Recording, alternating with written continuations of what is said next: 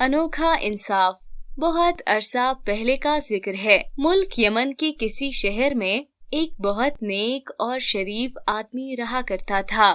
یہ آدمی ایک ماہر درزی تھا۔ اس کے ہاتھوں کے سلے ہوئے کپڑوں کی شہر میں بڑی دھوم تھی۔ اس کا پورا نام تو کوئی نہیں جانتا تھا، مگر لوگ اسے راہل کہا کرتے تھے۔ وہ اسی نام سے مشہور تھا۔ وہ زیادہ تر خواتین کے لیے قیمتی ملبوسات سیا کرتا تھا، جو بہترین سلک اور بروکیٹ سے بنائے جاتے تھے۔ ان ملبوسات کے لیے وہ عام طور پر کپڑے بھی خود ہی خریدا کرتا تھا۔ ایک روز راہل کپڑا خریدنے کے لیے مارکیٹ گیا۔ جس کپڑے کی تلاش میں وہ اس وقت مارکیٹ پہنچا تھا، اس کپڑے سے ایک امیر تاجر کی بیٹی کی شادی کے لیے جوڑا تیار کرنا تھا۔ کافی دیر مارکیٹ میں گھومنے کے بعد اسے اس کے لباس کے لیے ایک قیمتی بروکیٹ کا ایک کپڑا پسند آیا۔ اس نے وہ کپڑا خرید کر اپنی ہاتھ گاڑی میں رکھ لیا۔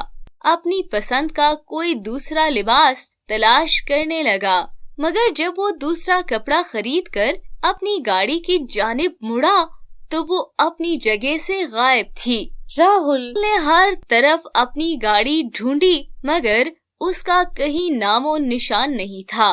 وہ خوب چیخا چلایا، راہ چلتے لوگوں سے پوچھا، مگر اس کی گاڑی اور اس میں رکھے ہوئے قیمتی کپڑے کے بارے میں کوئی کچھ نہ بتا سکا۔ چوری کی خبر مارکیٹ سے ہوتی ہوئی سارے شہر میں پھیل گئی۔ کچھ ہی دیر بعد ہر ایک شخص اسی گاڑی کے بارے میں باتیں کر رہا تھا کہ آخر یہ کام کس کا ہو سکتا ہے۔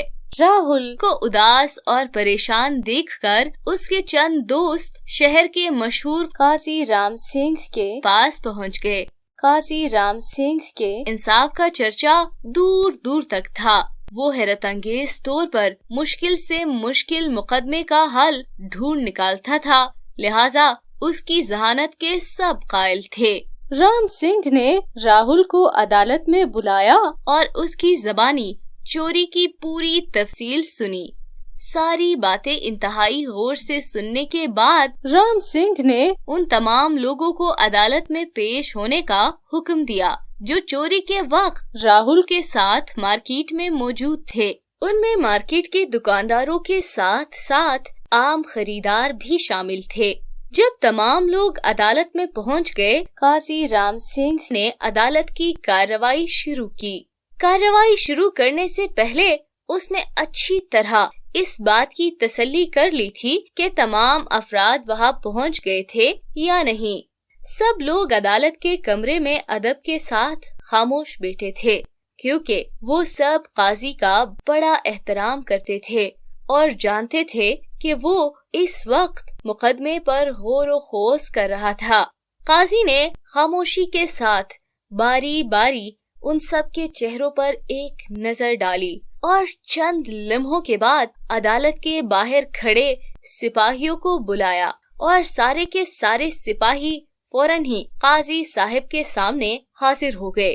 قاضی نے ان سپاہیوں کو کہہ دیا کہ مارکیٹ کے باہر چوک میں لگے محافظ سپاہی کے مجسمے کو گرفتار کر کے یہاں لاؤ، کیونکہ اس نے اپنی ڈیوٹی انجام نہیں دی۔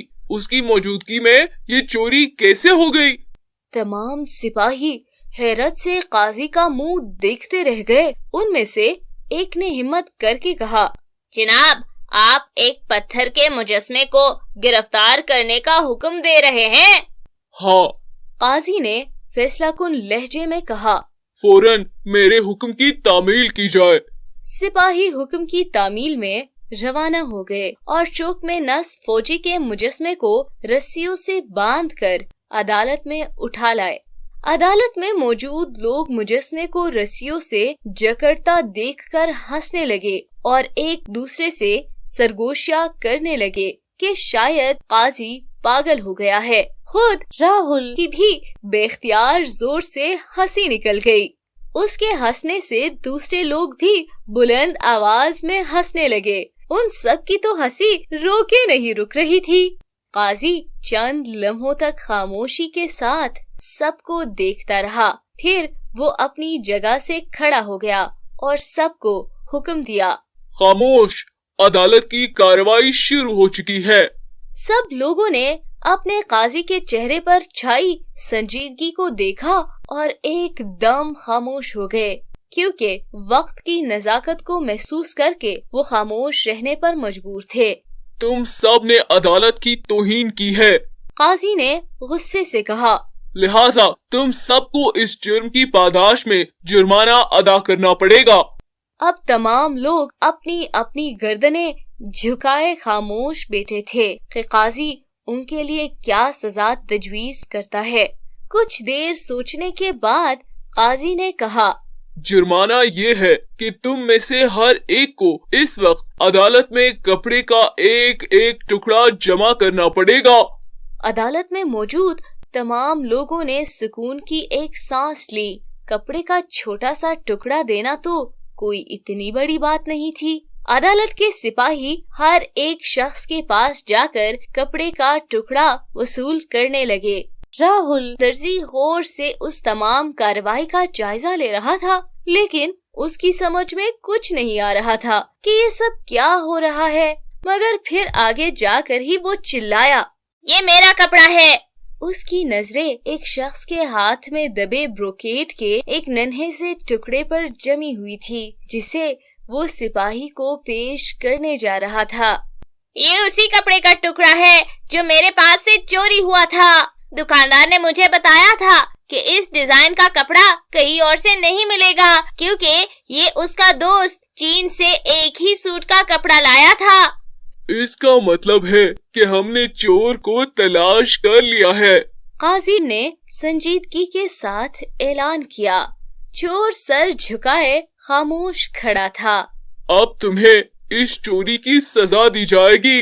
काजी चोर से मुखातिब हुआ, और इस मुहाफिज सिपाही के मुजस्मे को इसकी जगह पर वापस पहुंचा दिया जाएगा, ताकि वो तुम जैसे मुजरिमों को पकड़ने में हमारी मदद करे।